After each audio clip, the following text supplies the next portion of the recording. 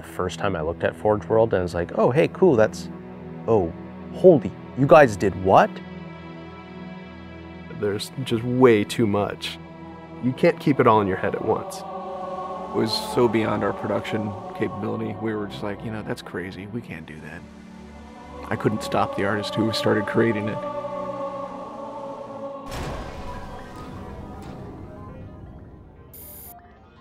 Forge is our editing tool that players can build their own maps. I mean, at its core, it's a map editor.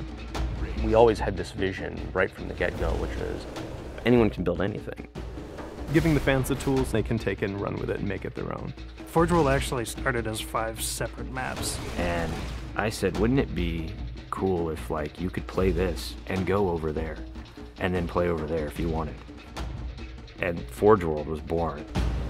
There were a lot of people telling us that, no, you cannot ship this as one big map. We have this awesome new automatically generated LOD system called impostering that makes objects that are really far away really cheap to draw. We're pushing what we can do with the Forge budget, so that lets us have many more objects up on the screen at once, which lets us put more objects into Forge. Interesting to take the Banshee or Falcon out for a spin in Forge World, because it actually takes a while to get from one into the other. The second you come into this space, you should know that you're on Halo. Our old friend, the Forerunners, come back, because the Forerunners create all sorts of cool, interesting pieces of geometry. We wanted to give people a variety of locations that they could forge in a different way. So a gulch, an island, an interior, a very small outdoor pocket, and then the rock, which was kind of based off Ascension. Let's use a lot of interesting parts in it so that people can manipulate it or we can change it. Why don't we bring back Blood Gulch and carve it all up into pieces so that people can start manipulating it in interesting ways. And then Sanctuary was the other one. The Cage and Paradiso, that's just Chad and I playing with a map editor and actually building cool maps within Forge World. I mean, we were doing that exactly how the fans would do that. we definitely looked at what we did in Halo 3 and said, what can we learn from this? It's one thing to build just a stunning amount of map variants, but like nobody was expecting Forge art, I don't think. Like that was just a completely, whoa, what? The Rube Goldberg machines, yeah, those are everywhere. In Halo 3, it was cool that you could move things around, but it was still kind of clunky. And we're like, we have to make this better. What are some of the tricks that the community is using, and how can we make those not be tricks and just make those be tools? We took that stuff and made it like a real feature. There's normal, phased, and fixed. So normal is like Halo 3 style, you know, it bumps into stuff when you let it go and it falls to the ground and moves around and stuff. And fixed is the same thing, except when you let it go, it stays exactly where it was. And then phased is the coolest because it means that while you're editing the object, it's not actually interacting with the environment. You can put it through a wall, you can put it, you know, through other objects. Which changed everything for Forge, like immediately. It's much easier to build a Forge space. There's snaps and rotates and degrees and units that you can move things. You can be very precise.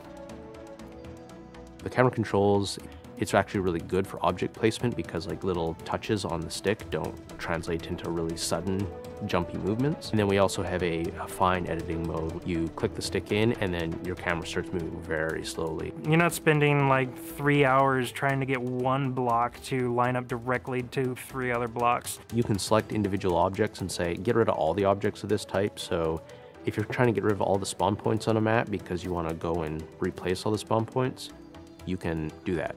You can do custom colors. You can take these Forge pieces and say, hey, that's blue. So the blue base can truly look like the blue base. Reach's expanded sandbox includes new things like, you know, jetpacks. And if people want to build some sort of 3D map and really make use of the jetpack, they can do that now.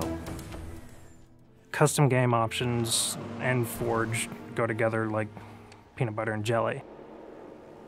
You're able to do things with game types that people might not even expect.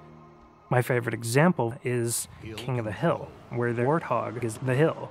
I'm super excited to see what people do with it when it goes out, because there's so much crazy stuff in there that's amazing. We are shipping maps on the disc that we made in Forge ourselves. So The tools are there. If you have the time and the talent, you can make it. The community is just going to outstrip us and spank us.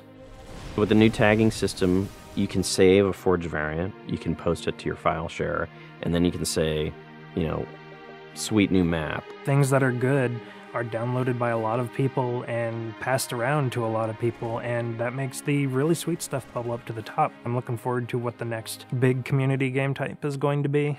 We realized that Reach was our swan song to Halo, and what better way to do that than to let people do what we've been doing all along, which is creating new cool maps. It's nice to go out with a bang, and this is a pretty big one.